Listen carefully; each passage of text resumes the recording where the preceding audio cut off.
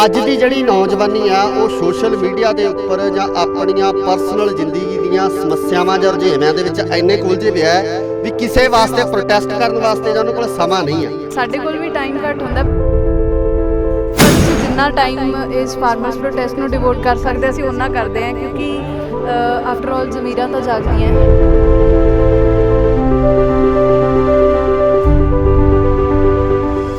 ਲੱਗਦਾ ਕਿ ਇਸ ਪ੍ਰਦਰਸ਼ਨ ਦਾ ਤੇ ਉਹ ਜਿਹੜਾ ਅਮਰੀਕਾ ਦੇ ਵਿੱਚ ਜਿਹੜਾ ਪ੍ਰਦਰਸ਼ਨ ਕੀਤਾ ਗਿਆ ਉਹ ਸਿਮਿਲਰ ਆ ਤੇ ਉਹਦਾ ਇੰਪੈਕਟ ਕੋਈ ਜਾਊਗਾ? ਇੰਪੈਕਟ ਤਾਂ ਹੋਣਾ ਚਾਹੀਦਾ ਜੀ, ਜਿਵੇਂ ਅਸੀਂ ਵੀ ਕਰ ਰਹੇ ਹਾਂ ਪ੍ਰੋਟੈਸਟ, ਤਾਂ ਉਹਨਾਂ ਟਾਈਮ ਡਟੇ ਸੀ, ਡਟੇ ਹਾਂ, ਡਟੇ ਰਹਾਂਗੇ ਜਿੰਨਾ ਟਾਈਮ ਕਾਲੇ ਬਿੱਲ ਰੱਦ ਨਹੀਂ ਹੁੰਦੇ, ਤੇ ਅਸੀਂ ਪ੍ਰੋਟੈਸਟ ਕਰਾਂਗੇ।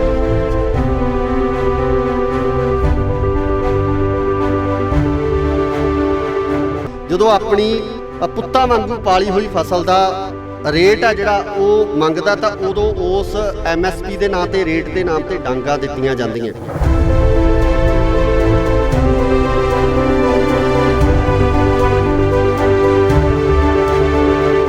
ਡੈਮੋਕ੍ਰੇਸੀ ਅੱਜ ਦੇ ਟਾਈਮ 'ਚ ਅਸੀਂ ਕਿਹਾ ਕਿ ਡਾਂਗਾ ਵੱਜ ਰਹੀਆਂ ਹੈਗੀਆਂ ਉਹਦੇ ਨਾਮ ਤੇ, ਜਦੋਂ ਆਪਣਾ ਹੱਕ ਮੰਗ ਰਹੇ ਨੇ। ਜੇ ਆਪਾਂ ਫੰਡਾਮੈਂਟਲ ਰਾਈਟਸ ਦੇ ਨਾਲ ਚੱਲੀਏ, ਆਪਾਂ ਬੇਸਿਕ ਸਟਰਕਚਰ ਆਫ ਕਨਸਟੀਟਿਊਸ਼ਨ ਦੇਖਦੇ ਹੈਗੇ, ਤਾਂ ਆਪਾਂ ਬਹੁਤ ਸਾਰੀਆਂ ਆਪਣੀਆਂ ਰਾਈਟਸ ਨੇ, ਤੇ ਸ਼ਾਇਦ ਜੇ ਆਪਣੇ ਹੱਕ ਮੰਗਣ ਬਾਕੀ ਆਮ ਲੋਕਾਂ ਦੇ ਵਾਂਗੂ ਆ ਰਹੇ ਨੇ ਤਾਂ ਇਹਦੇ ਵਿੱਚ ਇਹਨਾਂ ਦਾ ਕੋਈ ਗੁਨਾਹ ਨਹੀਂ ਹੈ, ਆਪਦੇ ਸਿਰਫ ਹੱਕ ਮੰਗਣ ਆਏ ਨੇ। ਵਾਇਲੈਂਸ ਕਰਕੇ ਵਿਦੇਸ਼ਾਂ ਦਾ ਰੁਖ ਕਰਨ ਵਾਲਾ ਆਪਣੇ ਭਵਿੱਖ ਪ੍ਰਤੀ ਚਿੰਤਤ ਹੈ। ਪੰਜਾਬ ਦੀ ਉਹਨਾਂ ਨੌਜਵਾਨਾਂ ਨੂੰ ਜਿਹੜੀ ਖਿੱਚ ਨਹੀਂ ਹੈ, ਪਰ ਜਦੋਂ ਇੱਦਾਂ ਦੇ ਨੌਜਵਾਨ ਦੇਖਦੇ ਆ ਜਿਹੜੇ ਪ੍ਰੋਟੈਸਟ ਕਰਦੇ ਆ, ਜਿਹੜੇ ਆ ਕੇ ਸ਼ਮੂਲੀਅਤ ਕਰਦੇ ਆ, ਕਿਵੇਂ ਦਾ ਮਹਿਸੂਸ ਕਰਦੇ ਹੋ ਇਹਨਾਂ ਨੌਜਵਾਨਾਂ ਨੂੰ ਇੱਥੇ ਸ਼ਮੂਲੀਅਤ ਨੂੰ ਦੇਖ ਕੇ? ਕਿਸਾਨਾਂ ਦੇ ਉਲਟ ਇਹਨਾਂ ਨੂੰ ਪਤਾ ਵੀ ਸਾਡੇ ਜਿਹੜੇ ਹੱਕ ਹੈ ਖੋਏ ਜਾ ਰਹੇ ਆ, ਤਾਂ ਹੈ 50-60% ਨੌਜਵਾਨ ਹੈਗੇ ਜਿਹੜੇ ਪ੍ਰੋਟੈਸਟ ਦੇ ਵਿੱਚ ਪੂਰੀ ਤਰ੍ਹਾਂ ਕੁੱਦੇ ਹੋਏ ਨੇ।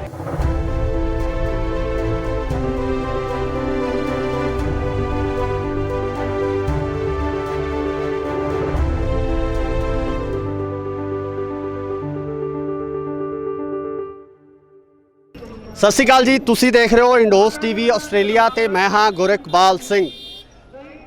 27 ਤਰੀਕ ਦੇ ਸੰਯੁਕਤ ਮੋਰਚੇ ਵੱਲੋਂ ਜੋ ਬੰਦ ਦਾ ਐਲਾਨ ਕੀਤਾ ਗਿਆ ਸੀ, ਉਸ ਬੰਦ ਨੂੰ ਅਸੀਂ ਦੇਖੀਏ ਤਾਂ ਪੂਰੀ ਤਰ੍ਹਾਂ ਨਾਲ ਕਾਮਯਾਬ ਇਹ ਬੰਦ ਹੁੰਦਾ ਨਜ਼ਰ ਆ ਰਿਹਾ। ਪਰ ਜਿੱਥੇ ਕਿਸਾਨ, ਮਜ਼ਦੂਰ ਤੇ ਮੁਲਾਜ਼ਮ ਇਸ ਸੰਘਰਸ਼ ਦੇ ਵਿੱਚ ਸ਼ਾਮਲ ਹੋ ਰਹੇ ਆ, ਉੱਥੇ ਹੀ ਨੌਜਵਾਨੀ ਵੀ ਵੱਡੀ ਗਿਣਤੀ ਦੇ ਵਿੱਚ ਆਪਣੀ ਸ਼ਮੂਲੀਅਤ ਇਸ ਅੰਦੋਲਨ ਦੇ ਵਿੱਚ ਦਿਖਾ ਰਹੀ ਹੈ। ਸੋ ਸਾਡੇ ਨਾਲ ਕੁਝ ਨੌਜਵਾਨ ਮੌਜੂਦ ਨੇ, ਉਹਨਾਂ ਨਾਲ ਗੱਲਬਾਤ ਕਰਦੇ ਹਾਂ। ਹਾਂਜੀ, ਕੀ ਨਾਮ ਹੈ ਤੁਹਾਡਾ? ਜੈਸਮਿਨ ਕੌਰ। ਅੱਛਾ, ਤੁਸੀਂ ਤੁਹਾਡੇ ਕੋਲੇ ਬੈਨਰ ਫੜਿਆ ਹੋਇਆ, ਸਲੋਗਨ ਲਿਖਿਆ ਹੋਇਆ, ਡਟੇ ਸੀ, ਡਟੇ ਹਾਂ, ਡਟੇ ਰਹਾਂਗੇ। ਅੱਜ ਦੀ ਜਿਹੜੀ ਨੌਜਵਾਨੀ ਆ ਉਹ ਸੋਸ਼ਲ ਮੀਡੀਆ ਦੇ ਉੱਪਰ ਜਾਂ ਆਪਣੀਆਂ ਪਰਸਨਲ ਜ਼ਿੰਦਗੀ ਦੀਆਂ ਸਮੱਸਿਆਵਾਂ ਜਾਂ ਰੁਝੇਵਿਆਂ ਦੇ ਵਿੱਚ ਇੰਨੇ ਉਲਝੇ ਪਿਆ ਹੈ ਵੀ ਕਿਸੇ ਵਾਸਤੇ ਪ੍ਰੋਟੈਸਟ ਕਰਨ ਵਾਸਤੇ ਜਾਂ ਉਹਨਾਂ ਕੋਲ ਸਮਾਂ ਨਹੀਂ ਆ। ਕਿਵੇਂ ਦੇਖਦੇ ਹੋ? ਨਹੀਂ, ਦੇਖੋ ਉਹ ਉਹਨਾਂ ਦੀ ਹੈ, ਅਸੀਂ ਤਾਂ ਆਪਦਾ ਸਾਡੇ ਕੋਲ ਵੀ ਟਾਈਮ ਘੱਟ ਹੁੰਦਾ, ਪਰ ਅਸੀਂ ਜਿੰਨਾ ਟਾਈਮ ਇਸ ਫਾਰਮਰਸ ਪ੍ਰੋਟੈਸਟ ਨੂੰ ਡਿਵੋਟ ਕਰ ਸਕਦੇ ਅਸੀਂ ਉਹਨਾਂ ਕਰਦੇ ਹਾਂ, ਕਿਉਂਕਿ ਆਫਟਰ ਆਲ ਜ਼ਮੀਰਾਂ ਤਾਂ ਜਾਗਦੀਆਂ। ਕੀ ਲੱਗਦਾ, ਕਿਉਂਕਿ ਹੁਣ ਪਿੱਛੇ ਅਮਰੀਕਾ ਦੇ ਵਿੱਚ ਬਹੁਤ ਵੱਡੇ ਪੱਧਰ ਤੇ ਜਿਹੜਾ ਰੋਸ ਮੁਜ਼ਾਹਰਾ ਕੀਤਾ ਗਿਆ, ਸਾਡੇ ਪ੍ਰਧਾਨ ਮੰਤਰੀ ਮੋਦੀ ਹੈ ਜਿਹੜੇ ਉਹ UNO ਦੇ ਵਿੱਚ ਜਾਂਦੇ ਆ, UNO ਦੇ ਵਿੱਚ ਆਪਣਾ ਭਾਸ਼ਣ ਦੇਣ ਵਾਸਤੇ ਗਏ ਆ, ਪ੍ਰਦਰਸ਼ਨ ਕੀਤਾ ਗਿਆ, ਉੱਥੇ ਵੀ ਜਾਗਦੀਆਂ ਜ਼ਮੀਰਾਂ ਵਾਲੇ ਲੋਕ ਉੱਥੇ ਵੀ ਡਟੇ ਹੋਏ ਨੇ, ਪੰਜਾਬ ਦੇ ਵਿੱਚ ਵੀ ਡਟੇ ਹੋਏ ਨੇ। ਕੀ ਲੱਗਦਾ ਕਿ ਇਸ ਪ੍ਰਦਰਸ਼ਨ ਦਾ ਤੇ ਉਹ ਜਿਹੜਾ ਅਮਰੀਕਾ ਦੇ ਵਿੱਚ ਜਿਹੜਾ ਪ੍ਰਦਰਸ਼ਨ ਕੀਤਾ ਗਿਆ ਉਹ ਸਿਮਿਲਰ ਆ ਤੇ ਉਹਦਾ ਇੰਪੈਕਟ ਕੋਈ ਜਾਊਗਾ? ਇੰਪੈਕਟ ਤਾਂ ਹੋਣਾ ਚਾਹੀਦਾ ਜੀ, ਜਿਵੇਂ ਅਸੀਂ ਵੀ ਕਰ ਰਹੇ ਹਾਂ ਪ੍ਰੋਟੈਸਟ, ਤਾਂ ਉਹਨਾਂ ਟਾਈਮ ਡਟੇ ਸੀ, ਡਟੇ ਹਾਂ, ਡਟੇ ਰਹਾਂਗੇ ਜਿੰਨਾ ਟਾਈਮ ਕਾਲੇ ਬਿੱਲ ਰੱਦ ਨਹੀਂ ਹੁੰਦੇ, ਤੇ ਅਸੀਂ ਪ੍ਰੋਟੈਸਟ ਕਰਾਂਗੇ। ਹਾਂਜੀ, ਤੁਹਾਡਾ ਕੀ ਨਾਮ ਹੈ ਜੀ? ਦਿਲਪ੍ਰੀਤ ਕੌਰ। ਕੀ ਲੱਗਦਾ ਇਸ ਸੰਘਰਸ਼ ਬਾਰੇ, ਕੀ ਸੋਚਦੇ ਹੋ? ਕਿਉਂ ਤੁਹਾਨੂੰ ਨੌਜਵਾਨਾਂ ਨੂੰ ਅੱਗੇ ਆਉਣਾ ਪਿਆ? ਕਿਉਂ ਇਸ ਸੰਘਰਸ਼ ਦੇ ਨਾਲ ਮੋਢੇ ਨਾਲ ਮੋਢਾ ਜੋੜ ਕੇ ਖੜਨਾ ਪਿਆ? ਕੀ ਸਮਝਦੇ ਹੋ?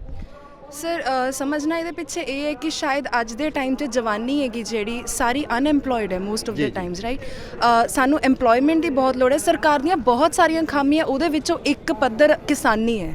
ਜੇ ਕਿਸਾਨੀ ਨਹੀਂ, ਅੱਜ ਦੇ ਟਾਈਮ 'ਚ ਬਹੁਤ ਸਾਰੇ ਬੱਚੇ ਕਿਸਾਨੀ ਨਾਲ ਜੁੜ ਰਹੇ ਨੇ, ਜੋ ਕਿ ਅੱਛੀ ਚੀਜ਼ ਵੀ ਹੈ, ਪਰ ਜਿਵੇਂ ਕਿਸਾਨੀ ਦੇ ਵਿੱਚ ਵੀ ਐਗਰੀਕਲਚਰ ਫਾਰਮਸ ਦੇ ਵਿੱਚ ਆ ਕੇ ਲੋਕੀ ਐਜੂਕੇਸ਼ਨ ਵੱਲ ਜਾ ਨਹੀਂ ਰਹੇ, ਬਿਕਾਜ਼ ਉਹਨਾਂ ਨੂੰ ਲੱਗਦਾ ਕਿ ਕਿਸਾਨੀ ਦੇ ਵਿੱਚ ਕੁਝ ਰੱਖਿਆ ਨਹੀਂਗਾ। ਮੈਂ ਚਾਹੁੰਦੀ ਹਾਂ ਕਿ ਬੱਚੇ ਜੇ ਐਜੂਕੇਸ਼ਨ ਲੈ ਰਹੇ ਨੇ ਤਾਂ ਉਹ ਕਿਸਾਨੀ ਬਾਰੇ ਵੀ ਲੈਣ ਤੇ ਇਹਦੇ ਵਿੱਚ ਉਹਨਾਂ ਨੂੰ EMPLOYMENT ਵੀ ਮਿਲਣੀ ਚਾਹੀਦੀ ਹੈ ਨਾਲ ਜਾ ਕੇ, ਤਾਂ ਹੀ ਉਹ ਇਹਦੇ ਇਸ ਕਿੱਤੇ ਦੇ ਨਾਲ ਜੁੜਨਗੇ। ਪਲੱਸ ਆਈ ਥਿੰਕ ਬਹੁਤ ਸਾਰੇ ਕਿਸਾਨ ਇੱਥੇ ਸਾਡੇ ਵਰਗੇ ਬੱਚਿਆਂ ਦੇ ਜਿਹੜੇ ਕਿ ਅਸੀਂ ਪਿੰਡਾਂ ਤੋਂ ਉੱਠ ਕੇ ਬਾਹਰ ਸਾਨੂੰ ਪੜ੍ਹਨ ਭੇਜਦੇ ਨੇ, ਆਪਾਂ ਨੂੰ ਪਤਾ ਹੈ ਉਹ ਕਿਵੇਂ ਆੜ੍ਹਤੀਆਂ ਤੋਂ ਕਰਜ਼ਾ ਚੱਕਦੇ ਨੇ, ਜਾਂ ਕਹਿ ਲਓ ਕਿ ਆਪਣੀ ਸਾਰੀ ਜਿਹੜੀ ਜਮ੍ਹਾਂ ਪੂੰਜੀ ਹੁੰਦੀ ਹੈ 1 ਸਾਲ ਦੀ ਫਸਲ ਦੀ ਆਪਦੇ ਬੱਚਿਆਂ ਤੇ ਲਾਉਂਦੇ ਨੇ। ਸਾਨੂੰ ਇਸੇ ਚੀਜ਼ ਨੇ ਬਹੁਤ ਜ਼ਿਆਦਾ ਪ੍ਰੋਤਸਾਹਿਤ ਕੀਤਾ ਕਿ ਅੱਜ ਜੇ ਚੰਡੀਗੜ੍ਹ ਵਰਗੇ ਬਠਿੰਡੇ ਵਰਗੇ ਸ਼ਹਿਰਾਂ 'ਚ ਅੱਧੀ ਜਵਾਨੀ ਇੱਥੇ ਬੈਠੀ ਹੈ ਸਿਰਫ ਪਿੰਡਾਂ ਤੋਂ, ਤੇ ਆਪਣੇ ਸ਼ਹਿਰ ਚੱਲ ਉਹਨਾਂ ਦੀ ਕਮਾਈ ਦੇ ਨਾਲ ਰਹੇ ਹੈਗੇ, ਤਾਂ ਸਾਡਾ ਹੱਕ ਬਣਦਾ ਵੀ ਅਸੀਂ ਇਹਨਾਂ ਨਾਲ ਆ ਕੇ ਇੱਥੇ ਖੜੀਏ। ਜਦੋਂ ਆਪਾਂ ਕਿਸਾਨੀ ਦੀ ਗੱਲ ਕਰਦੇ ਹਾਂ ਤਾਂ ਕਿਸਾਨ ਦੀ ਇੱਕ ਪਿਕਚਰ ਜਿਹੜੀ ਇਮੇਜ ਹੈ ਦਿਮਾਗ ਦੇ ਵਿੱਚ ਉਹ ਆਉਂਦੀ ਹੈ ਕਿ ਇੱਕ ਨਾਰਮਲ ਬੰਦਾ ਜਿਹੜੇ ਹੱਡ ਤੋੜ ਮਿਹਨਤ ਕਰ ਰਿਹਾ ਖੇਤਾਂ ਦੇ ਵਿੱਚ, ਆਪਣਾ ਖੂਨ ਪਸੀਨਾ ਵਹਾ ਰਿਹਾ, ਜਦੋਂ ਉਹ ਆਪਣੀ ਜਿਹੜੀ ਪੈਦਾ ਕੀਤੀ ਹੋਈ ਫਸਲ ਦਾ ਭਾਅ ਸਰਕਾਰਾਂ ਤੋਂ ਮੰਗਦਾ ਹੈ, ਜਦੋਂ ਆਪਣੀ ਪੁੱਤਾਂ ਵਾਂਗੂ ਪਾਲੀ ਹੋਈ ਫਸਲ ਦਾ ਰੇਟ ਆ ਜਿਹੜਾ ਉਹ ਮੰਗਦਾ, ਤਾਂ ਉਦੋਂ ਉਸ MSP ਦੇ ਨਾਂ ਤੇ ਰੇਟ ਦੇ ਨਾਮ ਤੇ ਡਾਂਗਾਂ ਦਿੱਤੀਆਂ ਜਾਂਦੀਆਂ। ਜਿਹੜੇ ਪੜ੍ਹੇ ਲਿਖੇ ਨੌਜਵਾਨ ਆ, ਬਾਹਰਲੇ ਮੁਲਕਾਂ ਦੇ ਵਿੱਚ ਨੌਜਵਾਨੀ ਲਗਾਤਾਰ ਜਾ ਰਹੀ ਹੈ, ਕਿਸਾਨਾਂ ਦੇ ਧੀ ਪੁੱਤ ਜਾ ਰਹੇ ਹੈ, ਉੱਥੋਂ ਦੇ ਤੇ ਇੱਥੋਂ ਦੇ ਸਿਸਟਮ ਦੇ ਵਿੱਚ ਡਿਫਰੈਂਸ ਦੇਖ ਕੇ ਕੀ ਮਹਿਸੂਸ ਕਰਦੇ? ਸਰ ਸਿਸਟਮ ਆਪਾਂ ਓਬਵੀਅਸਲੀ ਦੇਖ ਸਕਦੇ ਹਾਂ। ਆਪਾਂ ਕਹਿੰਦੇ ਹਾਂ ਨਾ ਆਪਣਾ ਇੱਕ ਬੇਸਿਕ ਸਟਰਕਚਰ ਹੈ ਆਪਣੇ ਦੇਸ਼ ਦਾ, ਆਪਾਂ ਕਹਿੰਦੇ ਉਹਨੂੰ ਲੋਕਤੰਤਰ, ਡੈਮੋਕ੍ਰੇਸੀ। ਆਈ ਥਿੰਕ ਡੈਮੋਕ੍ਰੇਸੀ ਅੱਜ ਦੇ ਟਾਈਮ ਤੁਸੀਂ ਕਿਹਾ ਕਿ ਡਾਂਗਾ ਵੱਜ ਰਹੀਆਂ ਹੈਗੀਆਂ ਉਹਦੇ ਨਾਮ ਤੇ, ਜਦੋਂ ਆਪਣਾ ਹੱਕ ਮੰਗ ਰਹੇ ਨੇ। ਜੇ ਆਪਾਂ ਫੰਡਾਮੈਂਟਲ ਰਾਈਟਸ ਦੇ ਨਾਲ ਚੱਲੀਏ, ਆਪਾਂ ਬੇਸਿਕ ਸਟਰਕਚਰ ਆਫ ਕਨਸਟੀਟਿਊਸ਼ਨ ਦੇਖਦੇ ਹੈਗੇ, ਤਾਂ ਆਪਾਂ ਬਹੁਤ ਸਾਰੀਆਂ ਆਪਣੀਆਂ ਰਾਈਟਸ ਨੇ, ਤੇ ਸ਼ਾਇਦ ਜੇ ਆਪਣੇ ਹੱਕ ਮੰਗਣ ਬਾਕੀ ਆਮ ਲੋਕਾਂ ਦੇ ਵਾਂਗੂ ਆ ਰਹੇ ਨੇ ਤਾਂ ਇਹਦੇ ਵਿੱਚ ਇਹਨਾਂ ਦਾ ਕੋਈ ਗੁਨਾਹ ਨਹੀਂ ਹੈ, ਆਪਦੇ ਸਿਰਫ ਹੱਕ ਮੰਗਣ ਆਏ ਨੇ। ਅੱਜ ਦੇ ਟਾਈਮ 'ਚ ਤੁਸੀਂ ਦੇਖੋ ਅਧਿਆਪਕ ਬੈਠੇ ਨੇ, ਮਿਊਨਿਸਪਲ ਕਾਰਪੋਰੇਸ਼ਨ ਵਾਲੇ ਆਪਦੇ ਹੱਕ ਮੰਗਣ ਲਈ ਬੈਠੇ ਨੇ। ਤੁਸੀਂ ਪੁੱਛਿਆ ਕਿ ਇੱਥੋਂ ਤੇ ਉਹਨਾਂ ਦੇ ਵਿੱਚ ਫਰਕ ਕੀ ਹੈਗਾ।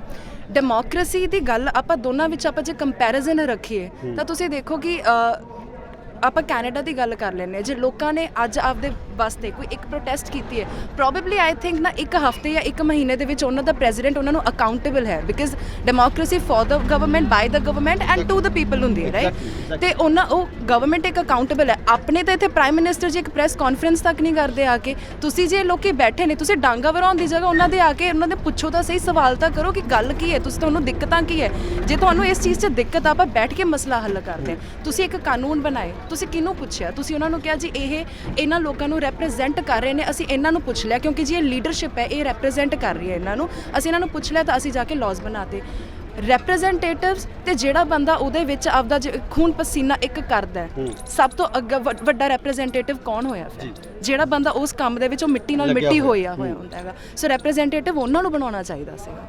ਤੁਸੀਂ ਡੈਮੋਕ੍ਰੇਸੀ ਦੀ ਗੱਲ ਕੀਤੀ ਆ, ਕਨਸਟੀਟਿਊਸ਼ਨ ਦੀ ਗੱਲ ਕੀਤੀ ਆ, ਕੀ ਇੰਡੀਆ ਦੇ ਵਿੱਚ, ਕਿਉਂਕਿ ਕਮਲਾ ਹੈਰਿਸ ਨੇ ਵੀ ਜਿਹੜੀ ਆਪਣੇ ਸੰਬੋਧਨ ਦੇ ਵਿੱਚ ਪ੍ਰਾਈਮ ਮਿਨਿਸਟਰ ਨੂੰ ਡੈਮੋਕ੍ਰੇਸੀ ਦਾ ਸਮਝਾਉਣ ਦੀ ਕੋਸ਼ਿਸ਼ ਕੀਤੀ, ਡੈਮੋਕ੍ਰੇਸੀ ਦੀ ਗੱਲ ਕੀਤੀ, ਕੀ ਤੁਹਾਨੂੰ ਲੱਗਦਾ ਕਿ ਇੰਡੀਆ ਦੇ ਵਿੱਚ ਉਸ ਤਰੀਕੇ ਨਾਲ, ਮੈਨੂੰ ਲੱਗਦਾ ਭਾਰਤ ਸਭ ਤੋਂ ਵੱਡਾ ਲੋਕਤੰਤਰਿਕ ਦੇਸ਼ ਆ, ਤੇ ਇੱਥੇ ਲੋਕਤੰਤਰ ਦੇ ਨਾਂ ਤੇ ਹੀ ਲੋਕਾਂ ਨੂੰ ਜਿਹੜਾ ਲੁੱਟਿਆ ਜਾਂਦਾ, ਕੀ ਲੱਗਦਾ ਕਿ ਉਸ ਸੰਵਿਧਾਨਕ ਸਿਸਟਮ ਦੀ, ਸੰਵਿਧਾਨਕ ਢਾਂਚੇ ਦੀ ਪੂਰੀ ਤਰ੍ਹਾਂ ਨਾਲ ਪਾਲਣਾ ਹੋ ਰਹੀ ਹੈ?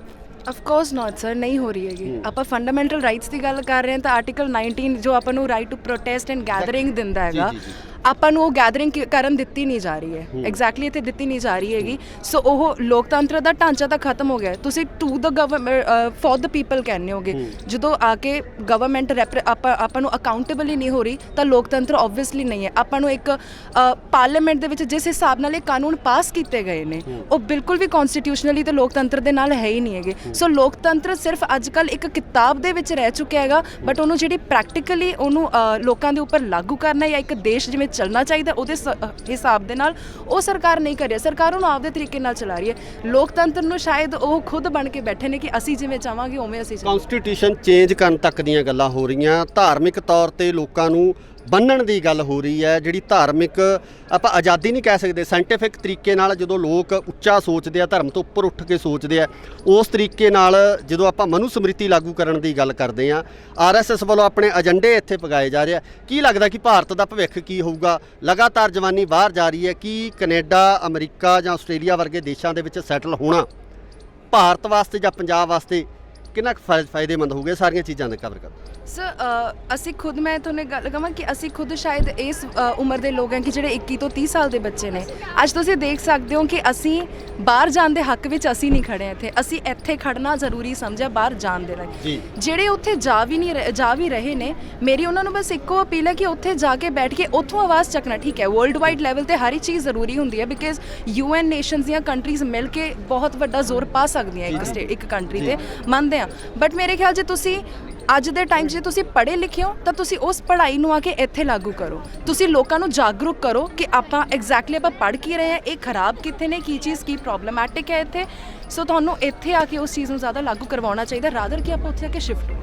ਜਦੋਂ ਨੌਜਵਾਨੀ ਦੀ ਗੱਲ ਕੀਤੀ ਜਾਂਦੀ ਹੈ, ਜਦੋਂ ਇਸ ਤਰੀਕੇ ਨਾਲ ਨੌਜਵਾਨੀ ਇਹਨਾਂ ਭਾਵਨਾਵਾਂ ਨੂੰ ਸਮਝਦੀ ਹੈ, ਇਸ ਸਿਸਟਮ ਨੂੰ ਸਮਝਦੀ ਹੈ, ਕਿਉਂਕਿ ਇਕੱਲਾ ਇਹ ਨਹੀਂ ਹੈਗਾ ਕਿ ਨੌਜਵਾਨੀ ਬਾਹਰਲੇ ਦੇਸ਼ਾਂ ਦੇ ਵਿੱਚ ਜਾ ਕੇ ਸੈਟਲ ਹੋ ਕੇ ਪੰਜਾਬ ਦੇ ਹਿੱਤਾਂ ਦੀ ਗੱਲ ਕਰਨੀ ਭੁੱਲ ਗਿਆ। ਪੰਜਾਬ ਦਾ ਨੌਜਵਾਨ ਅੱਜ ਵੀ ਪੰਜਾਬ ਦੇ ਹਿੱਤਾਂ ਦੀ ਗੱਲ ਕਰਦਾ, ਤੇ ਇਹਦੀ ਗਵਾਹੀ ਇਹਨਾਂ ਨੌਜਵਾਨਾਂ ਵੱਲੋਂ ਭਰੀ ਗਈ ਹੈ ਜਿਹੜੇ ਕਿ ਕਿਸਾਨਾਂ ਦੇ ਨਾਲ ਖੜੇ ਆ, ਮਜ਼ਦੂਰਾਂ ਦੇ ਨਾਲ ਖੜੇ ਆ, ਆਪਣੇ ਪੰਜਾਬ ਦੇ ਨਾਲ ਖੜੇ ਆ। ਕੀ ਨਾਮ ਹੈ ਜੀ ਤੁਹਾਡਾ? ਭਾਜੀ ਹਰਵਿੰਦਰ ਸਿੰਘ ਟਿਵਾਣਾ, ਬਠਿੰਡੇ ਤੋਂ। ਇਹ ਜਿਹੜਾ ਸਿਸਟਮ ਜਿਹੜਾ ਇਸ ਟਾਈਮ ਚੱਲ ਰਿਹਾ ਹੈ, ਕਿਉਂਕਿ ਲੋਕਾਂ ਦੀ ਸਰਕਾਰ ਹੈ, ਸੰਵਿਧਾਨਕ ਢਾਂਚਾ ਸਾਡਾ ਇਸ ਤਰ੍ਹਾਂ ਬਣਿਆ ਹੋਇਆ ਕਿ ਜਿਹੜੀ ਸਰਕਾਰ ਹੈ ਲੋਕਾਂ ਲਈ, ਲੋਕਾਂ ਦੀ ਸਰਕਾਰ ਸਾਡੀ ਪ੍ਰਸਤਾਵਨਾ ਦੇ ਵਿੱਚ ਕਿਹਾ ਗਿਆ। ਕੀ ਲੱਗਦਾ ਕਿ ਉਸ ਪ੍ਰਸਤਾਵਨਾ ਦੇ ਵਿੱਚ ਜਿਹੜੇ ਦਿੱਤੇ ਹੋਏ ਸ਼ਬਦ ਹੈ ਉਹ ਐਕਚੁਅਲ ਦੇ ਵਿੱਚ ਇੰਪਲੀਮੈਂਟ ਹੋ ਰਹੇ? ਨਾ ਜੀ, ਬਿਲਕੁਲ ਨਹੀਂ। ਇੱਦਾਂ ਤਾਂ ਲੱਗਦਾ ਹੀ ਨਹੀਂ। ਜਿਵੇਂ ਹੁਣ ਵੀ ਖੱਟੜ ਸਰਕਾਰ ਨੇ ਕੀਤਾ, ਵੀ ਕਿੰਨੇ ਬੈਰੀਕੇਡ ਲਾਏ ਆ ਰਾਹ 'ਚ ਜਾਂਦਿਆਂ ਨੂੰ ਦਿੱਲੀ ਦਾ, ਇਹ ਤਾਂ ਫਿਰ ਡੈਮੋਕ੍ਰੇਸੀ ਦੇ ਬਿਲਕੁਲ ਉਲਟ ਦੀ ਗੱਲ ਹੋ ਰਹੀ ਹੈ। ਤੇ ਉੱਤੋਂ ਜਿਹੜਾ ਵੀ ਮੋਦੀ ਸਰਕਾਰ ਨੇ ਜੋ ਆਹ ਬਿੱਲ ਪਾਸ ਕੀਤੇ, ਜਿਸ ਢੰਗ ਨਾਲ ਕੀਤੇ ਆ, ਇਹ ਤਾਂ ਡੈਮੋਕ੍ਰੇਸੀ ਦੇ ਬਿਲਕੁਲ ਮਤਲਬ ਰੂਲ ਬਣਿਆ ਹੋਇਆ, ਪਰ ਜਿਹੜਾ ਰੂਲ ਜਮਾਂ ਵੀ ਧੱਕੇ ਨਾਲ ਉਹ ਕੀਤਾ ਗਿਆ, ਵੀ ਇੰਪਲੀਮੈਂਟ ਕੀਤਾ ਗਿਆ, ਉਹਦੇ ਨਾਲ ਜਿਹੜੇ ਵੀ ਲਾਜ਼ ਨੂੰ ਕੀਤਾ ਗਿਆ ਪਾਸ, ਉਹ ਬਿਲਕੁਲ ਲੋਕਤੰਤਰਿਕ ਹਿੱਤਾਂ ਦੇ ਵਿੱਚ ਨਹੀਂ ਹੈਗਾ, ਲੋਕਾਂ ਦੇ ਹਿੱਤਾਂ ਵਿੱਚ ਨਹੀਂ ਹੈਗਾ। ਬਜ਼ੁਰਗੋ, ਆਪਣੇ ਨਾ ਆਮ ਤੌਰ ਤੇ ਕਿਹਾ ਜਾਂਦਾ ਕਿ ਨੌਜਵਾਨੀ ਆ ਜਿਹੜੀ ਭਟਕ ਗਈ ਆ, ਜਾਂ ਨੌਜਵਾਨ ਆ ਜਿਹੜੇ ਪੰਜਾਬ ਛੱਡ ਕੇ ਬਾਹਰਲੇ ਦੇਸ਼ਾਂ ਦੇ ਵੱਲ ਜਾਈ ਜਾਂਦੇ ਆ। ਪਰ ਜਦੋਂ ਇਦਾਂ ਦੇ ਨੌਜਵਾਨ ਤੁਸੀਂ ਦੇਖਦੇ ਹੋ ਜਿਹੜੇ ਕਿ ਸਾਡੇ ਆਪਦੇ ਭਰਾਵਾਂ ਵਾਸਤੇ ਖੜੇ ਆ, ਕਿਸਾਨਾਂ ਵਾਸਤੇ ਖੜੇ ਆ, ਪੰਜਾਬ ਵਾਸਤੇ ਖੜੇ ਆ, ਕਿਵੇਂ ਦਾ ਮਹਿਸੂਸ ਹੁੰਦਾ? ਨਹੀਂ ਲੱਗਦਾ ਤਾਂ ਸਾਨੂੰ ਬਿਲਕੁਲ ਵੱਖਰਾ ਜਿਹਾ ਲੱਗਦਾ, ਨਿਆਰਾਪਨ ਜਿਹਾ ਲੱਗਦਾ ਗਾ ਵੀ ਜਿਹੜੇ ਬਾਹਰ ਜਾ ਰਹੇ ਹੈ ਉਹਨਾਂ ਨੂੰ ਦੇਸ਼ ਦੇ ਵਿੱਚ ਹੀ ਰਹਿਣਾ ਚਾਹੀਦਾ। ਤੇ ਬਾਕੀ ਜਿਹੜੇ ਕਿਸਾਨਾਂ ਦੇ ਬੱਚੇ ਕਿਸਾਨਾਂ ਨਾਲ ਖੜੇ ਹੈ, ਇਹਨਾਂ ਨੂੰ ਪਤਾ ਵੀ ਅਸੀਂ ਆਪਦੇ ਕਿੱਤੇ ਨਾਲ ਜੁੜੇ ਹੋਏ ਹਾਂ, ਮੁੱਢ ਤੋਂ ਲੈ ਕੇ ਜੁੜੇ ਹੋਏ ਹਾਂ।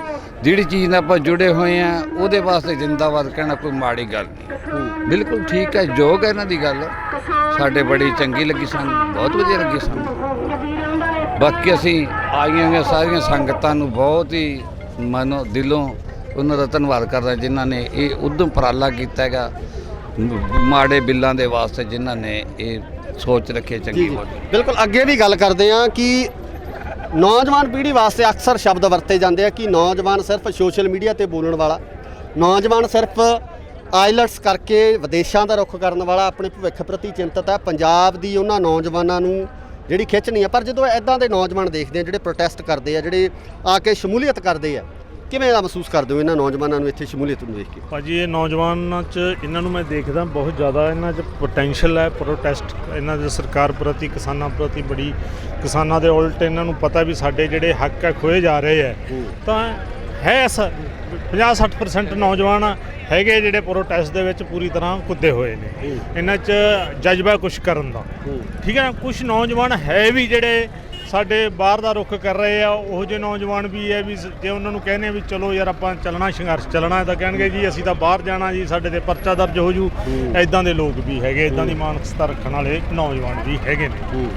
ਸੋ ਮੈਂ ਨੌਜਵਾਨਾਂ ਨੂੰ ਤਾਂ ਮੇਰੀ ਇਹੀ ਅਪੀਲ ਹੈ ਵੀ ਕਾਲਜਾਂ 'ਚੋਂ ਪ੍ਰੋਟੈਸਟ ਉੱਠੇ, ਜਿਵੇਂ ਪਹਿਲਾਂ ਸੀ। ਜਿਹੜੀ ਪਹਿਲਾਂ ਪੰਜਾਬ ਦਾ ਨੌਜਵਾਨ ਜਿਵੇਂ ਪ੍ਰੋਟੈਸਟ ਕਰਦਾ ਸੀ, ਸ਼ਾਇਦ ਤੁਸੀਂ ਵੀ ਸੁਣਿਆ ਹੋਣਾ, ਪਰ ਉਹ ਚੀਜ਼ ਇਹਨਾਂ 'ਚ ਹੈ ਨਹੀਂ। ਹਜੇ ਵੀ ਤੁਹਾਨੂੰ ਸ਼ੰਕਾ ਹੈ ਕਿ ਉਸ ਭਾਵਨਾਵਾਂ ਨਾਲ ਇਹ ਲੜਾਈ ਨਹੀਂ ਲੜੀ ਜਾ ਰਹੀ ਜਿਨ੍ਹਾਂ ਭਾਵਨਾਵਾਂ ਨਾਲ ਲੜੀ ਜਾਣੀ ਚਾਹੀਦੀ ਹੈ? ਬਿਲਕੁਲ ਜੀ, ਕੋਈ ਵੀ ਸੰਘਰਸ਼ ਸ਼ੁਰੂ ਹੁੰਦਾ ਨੌਜਵਾਨਾਂ ਤੋਂ ਸ਼ੁਰੂ ਹੁੰਦਾ ਹੈ, ਕਾਲਜਾਂ 'ਚੋਂ ਸ਼ੁਰੂ ਹੁੰਦਾ ਹੈ, ਪਰ ਮੈਨੂੰ ਕਾਲਜਾਂ 'ਚੋਂ ਗੱਲ ਦਿਖਣੀ ਨਹੀਂ ਪਈ। ਕਾਲਜਾਂ ਦੀਆਂ ਫੀਸਾਂ ਸਾਡੇ ਇਹ ਜ਼ਰੂਰੀ ਨੇ, 3 ਕਾਨੂੰਨਾਂ ਦੀ ਗੱਲ ਨਹੀਂ ਹੈ। ਅਸੀਂ ਥੱਲੇ ਦੇਖੀਏ, ਜਿਹੜਾ ਅਸੀਂ 5 ਰੁਪਏ ਦੀ ਨਕਲ ਲੈਣੀ ਹੁੰਦੀ ਸੀ, ਸਾਡੇ ਪਤਾ ਹੀ ਨਹੀਂ, ਸਾਨੂੰ ਸਾਡੇ ਖਰਚੇ ਇੰਨੇ ਵਧਾਤੇ। ਮੈਨੂੰ ਤਾਂ ਇਹ ਸਮਝ ਨਹੀਂ ਆਉਂਦੀ ਭਾਜੀ ਵੀ ਜਿਹੜੀ 5 ਰੁਪਏ ਦੀ ਨਕਲ ਲੈਂਦੇ ਸੀ ਉਹ 1500 ਦੀ ਅਸੀਂ ਨਕਲ ਲੈ ਰਹੇ ਹਾਂ। ਜਿਹੜੀ ਆਰਸੀ ਸਾਨੂੰ 200 ਰੁਪਏ ਦੀ ਮਿਲਦੀ ਸੀ ਉਹ 15000 ਤੇ ਜਾਵੜੀ ਹੈ। ਸਕੂਟਰ 5000 ਦਾ ਵੇਚਣਾ ਤਾਂ 10000 ਉਹਦਾ ਸਾਨੂੰ ਖਰਚਾ ਪੈ ਜਾਂਦਾ ਹੈ ਨਾ ਕਰਾਉਣ ਦਾ। ਇਹੋ ਜਿਹੇ ਖਰਚੇ ਸਾਡੇ ਤੇ ਥੋਪੇ ਜਾ ਰਹੇ ਆ, ਸਾਨੂੰ ਉਹਨਾਂ ਦਾ ਪਤਾ ਹੀ ਨਹੀਂ ਹੈ। ਪਤਾ ਨਹੀਂ ਕੀ ਕੁਛ ਹੀ ਇਹਨਾਂ ਨੇ ਪ੍ਰਾਈਵੇਟੇਸ਼ਨ ਦੇ ਨਾਂ ਤੇ ਕੀ ਕੁਛ ਕਰਤਾ, ਜਾਣੀ ਕਿ ਉਹ ਸਰਕਾਰੀ ਲੁੱਟ ਜਿਹੜੀ ਪ੍ਰਾਈਵੇਟ ਪਹਿਲਾਂ ਏਜੰਟ ਅਸੀਂ 500 400 ਦੇ ਕੇ ਕੰਮ ਕਰਾਉਂਦੇ ਸੀ, ਉਹ ਸਰਕਾਰੀ ਲੁੱਟ ਹੋ ਗਈ ਹੈ ਹੁਣ ਸਾਡੀ। ਇਹੋ ਜਿਹੇ ਖਰਚੇ ਆਉਣ। ਯੂਨੀਵਰਸਿਟੀ ਦੀਆਂ ਫੀਸਾਂ ਹੀ ਲਾ ਲਓ ਜੀ, ਕਿੰਨੇ % ਵਧਾਤੀਆਂ। ਕਾਲਜਾਂ ਦੀਆਂ ਫੀਸਾਂ ਕਦੇ ਪ੍ਰੋਟੈਸਟ ਦੇਖਿਆ, ਕਦੇ ਕਦੇ ਪ੍ਰੋਟੈਸਟ ਕਿਸੇ ਕਾਲਜ 'ਚ ਹੋਇਆ ਵੀ ਇੰਨੀਆਂ ਫੀਸਾਂ ਵੱਧ ਗਈਆਂ ਸਾਡੀਆਂ ਜੀ। ਅੱਗੇ ਯੂਨੀਵਰਸਿਟੀ 5 ਰੁਪਏ ਵੀ ਫੀਸ ਵਧਾਉਂਦੀ ਸੀ ਤਾਂ ਪ੍ਰੋਟੈਸਟ ਹੋ ਜਾਂਦੇ ਸੀ, ਰੋਡ ਜਾਮ ਹੋ ਜਾਂਦੇ ਸੀ। ਤਾਂ ਇਹ ਸਾਡੀ ਨੌਜਵਾਨੀ ਪਤਾ ਨਹੀਂ ਕਿੱਧਰ ਜਾ ਰਹੀ ਹੈ। ਥੋੜਾ ਜਿਹਾ ਇਹਨਾਂ ਨੂੰ ਸੋਚਣ ਦੀ ਲੋੜ ਪੈਣੀ ਹੈ ਜੀ ਸਾਨੂੰ ਇਸ ਗੱਲ ਤੇ। ਸੋ ਜਿੱਥੇ ਨੌਜਵਾਨ ਇਸ ਲੜਾਈ ਨੂੰ ਲੜ ਰਹੇ ਆ, ਜਿੱਥੇ ਨੌਜਵਾਨ ਇਹਦੇ ਵਿੱਚ ਵੱਧਦੀ ਸ਼ਮੂਲੀਅਤ ਕਰ ਰਹੇ ਆ, ਪਰ ਫਿਰ ਵੀ ਕਿਤੇ ਨਾ ਕਿਤੇ ਜਿਹੜੇ ਕਿਸਾਨ ਨੇ ਜਾਂ ਜਿਹੜੇ ਆਗੂ ਨੇ ਉਹ ਕਿਤੇ ਨਾ ਕਿਤੇ ਚਿੰਤਤ ਜ਼ਰੂਰ ਹੈ ਕਿ ਨੌਜਵਾਨੀ ਉਸ ਤਰੀਕੇ ਨਾਲ ਲੜਾਈ ਨਹੀਂ ਲੜ ਰਹੀ ਜਿਸ ਤਰੀਕੇ ਨਾਲ ਲੜੀ ਜਾਣੀ ਚਾਹੀਦੀ ਹੈ। ਜੇ ਇਸ ਸੰਘਰਸ਼ ਦੀ ਗੱਲ ਕਰੀਏ ਤਾਂ ਇੱਥੇ ਆਪਾਂ ਦੇਖ ਸਕਦੇ ਹਾਂ ਕਿ ਚਾਰੇ ਪਾਸੇ ਵੱਡੀ ਗਿਣਤੀ ਦੇ ਵਿੱਚ ਕਿਸਾਨ ਪਹੁੰਚ ਰਹੇ ਆ। ਵੱਡੀ ਗਿਣਤੀ ਦੇ ਵਿੱਚ ਟਰੈਕਟਰਾਂ ਟਰਾਲੀਆਂ ਦੇ ਉੱਪਰ ਕਿਸਾਨੀ ਤੇ ਜਵਾਨੀ ਸੰਯੁਕਤ ਰੂਪ ਦੇ ਵਿੱਚ ਇਸ ਬੰਦ ਨੂੰ ਕਾਮਯਾਬ ਕਰਨ ਵਾਸਤੇ ਪਹੁੰਚਦੀ ਪਈ ਆ, ਇਸ ਬੰਦ ਨੂੰ ਬਣਾਉਣ ਵਾਸਤੇ ਪਹੁੰਚਦੀ ਪਈ ਹੈ। ਸੋ ਇਹ ਜਵਾਨੀ ਹੀ ਸਾਡੀ ਹੈ ਕਿ ਜਿਹੜੀ ਕਿਸਾਨੀ ਨੂੰ ਬਚਾ ਸਕਦੀ ਹੈ, ਜਿਹੜੀ ਪੰਜਾਬ ਨੂੰ ਬਚਾ ਸਕਦੀ ਹੈ, ਜਿਹੜੀ ਪੰਜਾਬ ਦੀ ਪੰਜਾਬੀਅਤ ਨੂੰ ਬਚਾ ਸਕਦੀ ਹੈ। ਪਰ ਇਸ ਬੰਦ ਦੀ ਜਦੋਂ ਆਪਾਂ ਗੱਲ ਕਰਦੇ ਹਾਂ, ਇਹ ਸੰਯੁਕਤ ਮੋਰਚੇ ਵੱਲੋਂ ਜਿਹੜੀ ਕਾਲ ਦਿੱਤੀ ਗਈ ਹੈ, ਜਦੋਂ ਇਹਦੀ ਗੱਲ ਕਰਦੇ ਹਾਂ ਤਾਂ ਮੈਨੂੰ ਲੱਗਦਾ ਕਿ ਇਸ ਨੂੰ ਅਸੀਂ ਪੂਰੀ ਤਰ੍ਹਾਂ ਨਾਲ ਕਾਮਯਾਬ ਸਮਝ ਸਕਦੇ ਹਾਂ। ਇਸ ਨੂੰ ਪੂਰੀ ਤਰ੍ਹਾਂ ਨਾਲ ਜਿਹੜਾ ਸਕਸੈਸਫੁਲ ਹੈ ਜਿਹੜਾ ਉਹ ਸਮਝ ਸਕਦੇ ਹਾਂ। ਜੁੜੇ ਰਹੋ ਇੰਡੋਸ TV ਆਸਟ੍ਰੇਲੀਆ ਨਾਲ। ਧੰਨਵਾਦ।